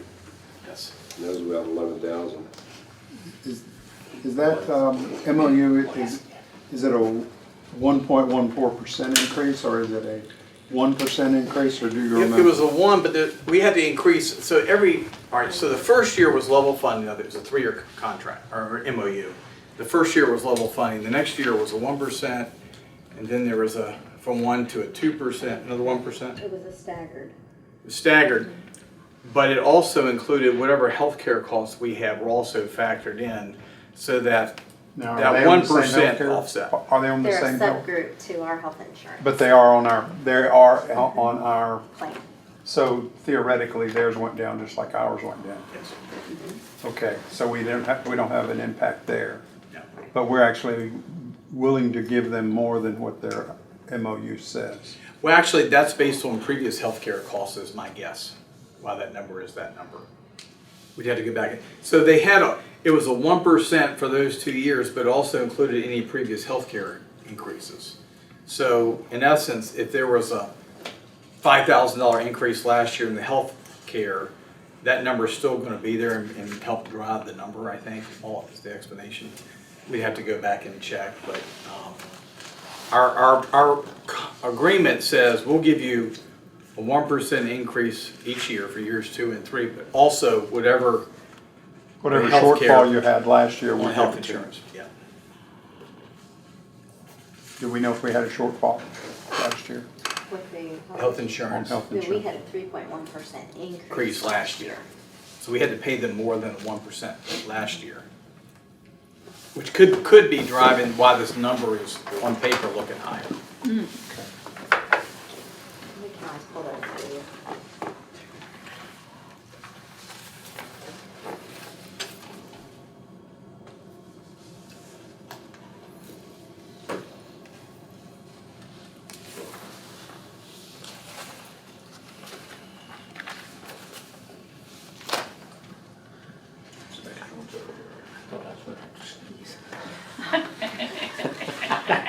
getting ready to run it before I got kicked.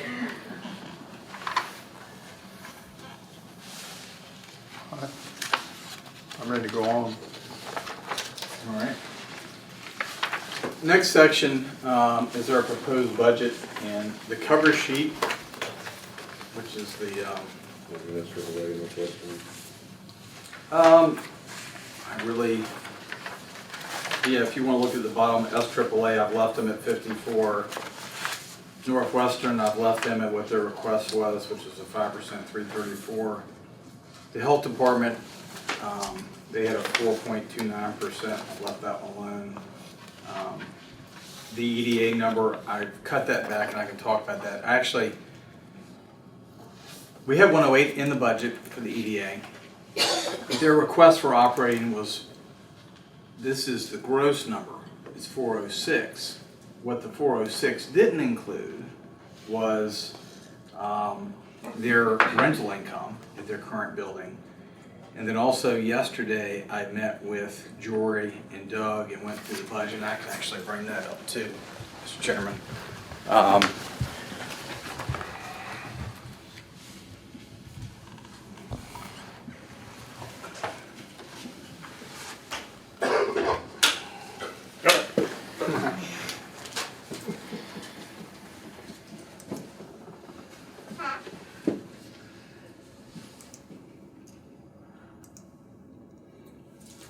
And I'll get you this in detail, but take a look at the EDA's budget and make it a little bigger so I can see it.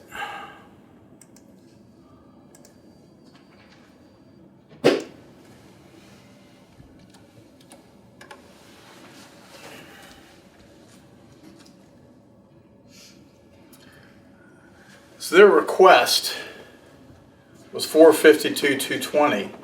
But of that number, $73,450 was estimated rental income. So their request from the county was $378,770. And what's in the budget now is $258,000, which is a savings of about $120,000. Some of this is predicated on the county assuming the EDA operations as a county department. For the sake of the budget exercise, I've left both the director and administrative assistants' salaries existing.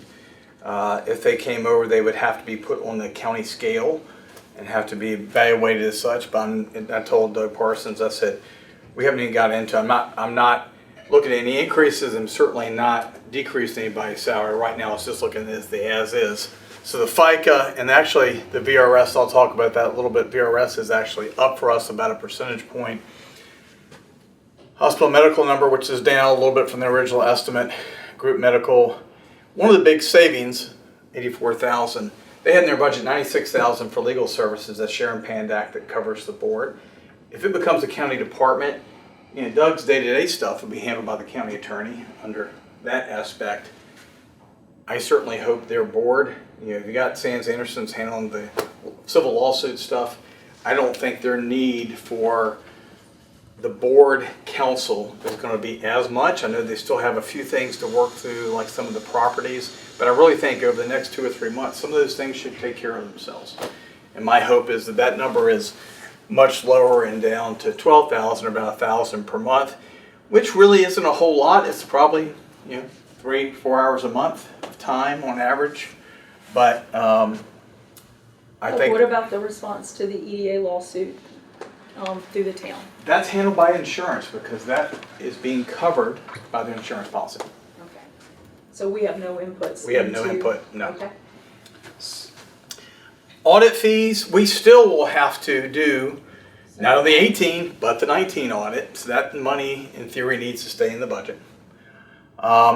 We've also left $10,000 in for an estimated 40 hours needed for accounting to help get through the audits. That's nothing, you know, we're the fiscal agent, we're handling all the accounting for them. This is simply to help work through the previous 2 audits and get that completed. That's about 40 hours of time, Carolyn, right? Estimated there. Engineering consultants, that's, you know, sometimes they'll have to do preliminary site plans and things like that for a prospect that's looking to come into one of the properties. It's not a whole lot. It's cut back from their $15,000 in their current budget, but still lets them do a few things. We've cut out local marketing for now, and I think, we went through this list with Jory and Doug of what are wants and needs. There's some things that'd be nice to have, but you know what? I don't have to have it. We're trying to get down to a basic budget here. Okay. I understand what you're saying about that, but our marketing effort, if we're bringing those people up underneath us, gives Mr. Parsons the opportunity to go do what he's supposed to do, which is economic development. True, but we've also left $3,000 for new prospect expenses, $1,100 for existing. But we've left some monies in here, including $5,500, which is really, it's a marketing program. They're working with some adjacent counties. So we haven't cut everything. We just cut some of it out. Okay, thank you. Scholarship, I said, look, if y'all guys want to do a scholarship, y'all go fundraise and do a scholarship. Yeah. We're not going to be able to pay for a scholarship out of this. Not now. Not now. Printing costs left out alone. Electric, they've been able to cut that back, and frankly, if they're able to either lease or sell like Ball Drive and get rid of the Stokes building, those numbers will come down because the number of properties they have will come down. Water and sewer, ultimately, that can come down as well, but that also covers the tenants at the current building there at the EDA office building. Postage, we left that at $1,500. Internet, I've talked to Jeff Brown is handling the website redesign and with Doug, and we've talked about our vendor and their vendor and trying to figure out some of that stuff, but that's the telephone, that's their internet redo of the web page. Insurance is cut back significantly. They're estimating that they won't have the Stokes building and the $10,000 flood insurance policy. That's been cut back. Again, if they are able to sell or even leasing Ball Drive, it is cheaper insurance when you have a building occupied than when it's empty. So that could come down some as well. Board expenses, all that stuff left alone. Maintenance, cut that from 12 to, that's maintenance of existing properties in part, because as the county department, we'll provide the labor, they just have to provide the materials, so we cut back on that number. Mowing landscape expense, $12,000. County departments will continue to mow the properties. We're not going to charge them for that. That helps us cut it out of the budget. Now, that expense is sitting over on the Park and Rec side, but it's not here. Auto expense, travel and training, those left alone. Fiscal agent, the county has been paid $7,500 a year for being their fiscal agent. They're a county department, we won't charge them for that. So, in essence, we've been able to cut the $452 budget down to $332 and being able to lock off $120,000 of savings in the proposed budget. What is pretty that good auto help. expense? Mileage. Doug gets paid mileage. He doesn't have a vehicle. He gets paid mileage wherever he goes. Because he's using his card to and show properties and so It's based forth, on and that's federal fair. Yep, no, I just didn't know what it was. Okay, so I see no budget for Sands Anderson anywhere. Where is that? See, that's on us, remember. That's going down to professional services on our side. Okay. So that's in our later budget? Well, we haven't plugged a number in for Sands Anderson. Okay, that's a big number, Yeah. Doug. No, we've been pulling that out of basically savings, remember, for the regional jail. We had Yeah. $900,000 this year that'll help pay the cost for the Sands Anderson. I just like seeing it as a whole, I Yeah. just want to understand as a whole what the impact on the budget is, even inclusive of that sort of stuff. Well, if we include that, I'd be taking a stab at it, and I'd be taking a stab at the revenue. We could pull it out of fund balance, and I can show both those numbers. It would be good. But just to have it's an hard to understanding. guesstimate. I mean, I could say, okay, we're going to spend an average, say, of $150,000 a month. What does that translate to? Okay. Now, what I don't know is what are we going to get back? Like this year, we got back $250,000 on our insurance policy. So some of it's guesstimating what will the EDA recoup in the next 15 months, dollar-wise. What's the net cost going to be? Right. Because anything they recoup is supposed to come back to us first to help pay the cost. To offset the, Yeah. So left nothing there for their capital improvements. The debt, and I'll show later, I'm gonna increase the debt a little bit. There's some things that have to be figured out here. I'm certainly not looking at anything for the county to pay for the town police department debt service. I don't know on, there are a couple loans with First Bank at Strasburg. They just had a forbearance agreement was announced, how that's gonna end up. Does Ball Drive, does that stay in the budget or come out? Is that sold? Is it leased? Does the lease revenue cover the cost of debt service? My gut feeling is in the next couple months, some of these numbers we'll be able to figure out hopefully a little more closely. Certainly got the lead run and the other pieces there, but at a minimum, we're probably looking around 1.2, 1.3 or so for debt service. But that's inclusive of the Ball Drive payment that we're committed to. Any questions on the EDA budget? Where does the money, where is the accounting for the cost of the police department debt service that the town has normally been paying? Well, they haven't been paying in like a year and a half. So, but they've been paying something, haven't they? Not to the Not on EDA. the police department. No. Okay. That's what's owed EDA has paid annually, those, $262. Say that again? The EDA has been making those payments. They haven't missed one yet, have they? No, they haven't. Okay. And that's the annual amount, $262.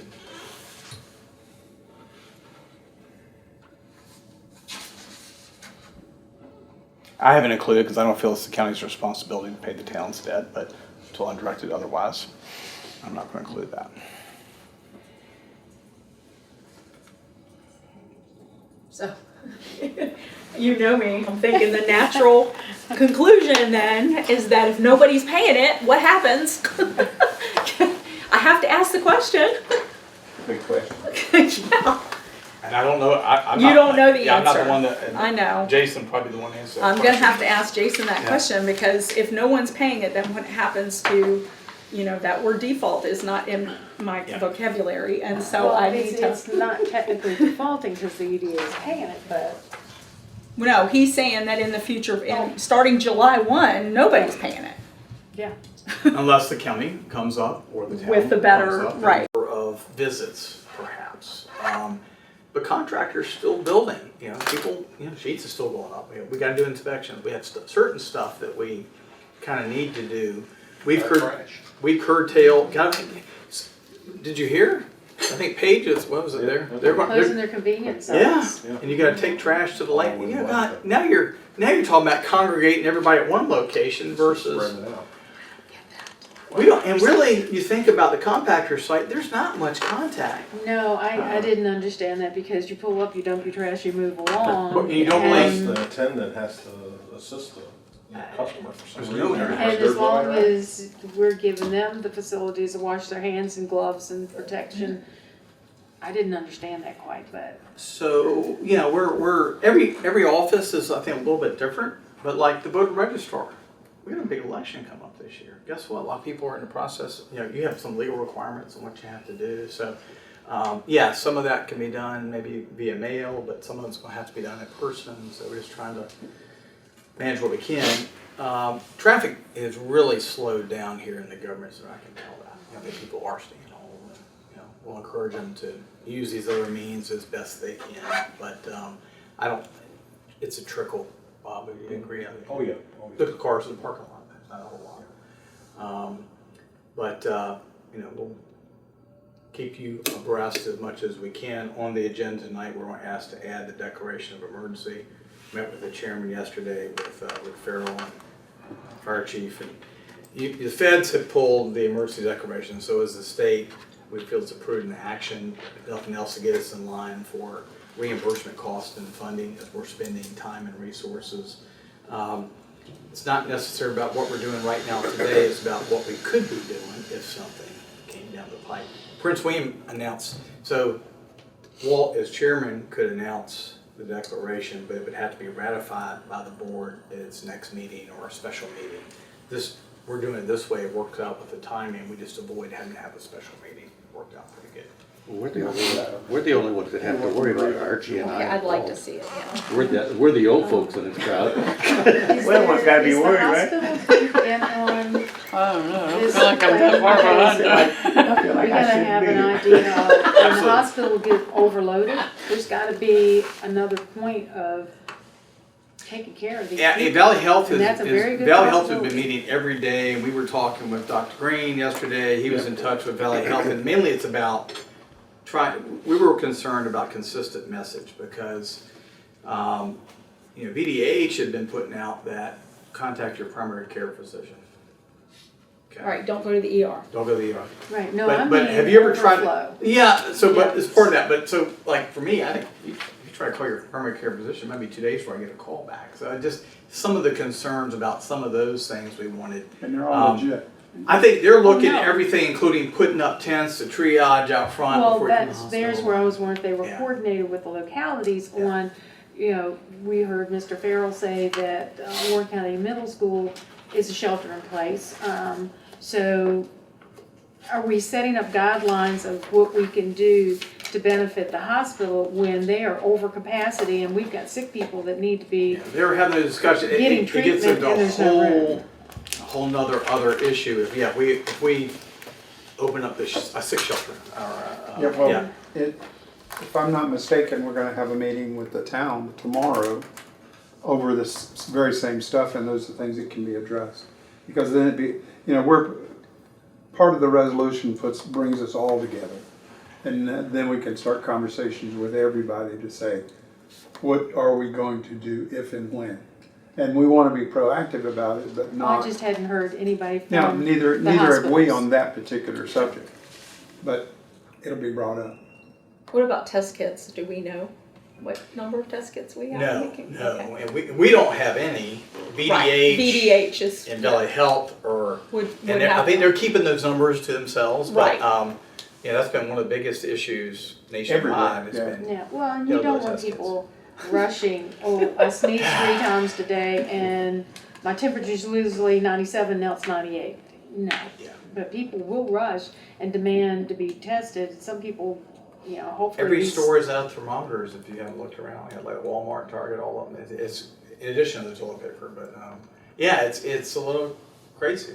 Yeah. Certainly. But I'm worried about my toilet paper first. As one of the guys from MIT said, this is the biggest hoax in the war of the world. They're limited at Walmart. Oh, I think, was it yesterday, Italy had like 300 and something deaths. Their numbers had spiked significantly. And I think that's what the U.S. is watching Italy and saying, okay, we're a couple weeks behind them. What's going to happen? And what are the numbers going to look like? And I think the reality is that we have fewer ventilators per capita than some of the European countries. So that's one of the real, Well, it's because they're the size of one of our states. Yeah. A lot of them are the size of our states, not the size of our country. So it's so hard. I hear the comparisons and I go, the comparisons don't apply. But it's the beds and the ventilator. If you Right. get to the serious case, that's what the critical well, but infrastructure is. you would need to have a place to move out the less severe Cases. so that you could use the hospital space for the more severe that need the more complex machinery to assist them. So that was my question, has that been part of the equation here of an offsite for the less, they need to be hospitalized, fluids and that kind of thing, but. And like for Valley Health, do you want to take the There's no room in Wilkins the house. Athletic Facility and do a huge one there where they can put all their staff in, or do you want to do 3 in every county? What they need to, Valley Health needs to Well, kind of. tents are nice, but yeah, you get a rip-roaring storm in here, it'd be a lot better to have them in a solid facility like, a school or something. Right. Then you don't have that worry. We don't need to start acting like a third world country that we've got to put up tents when we've got facilities that we can use. I think we're ready to adjourn for the day. See you tonight. Later. Just till later. Thank you, everybody. Thank you, Walt.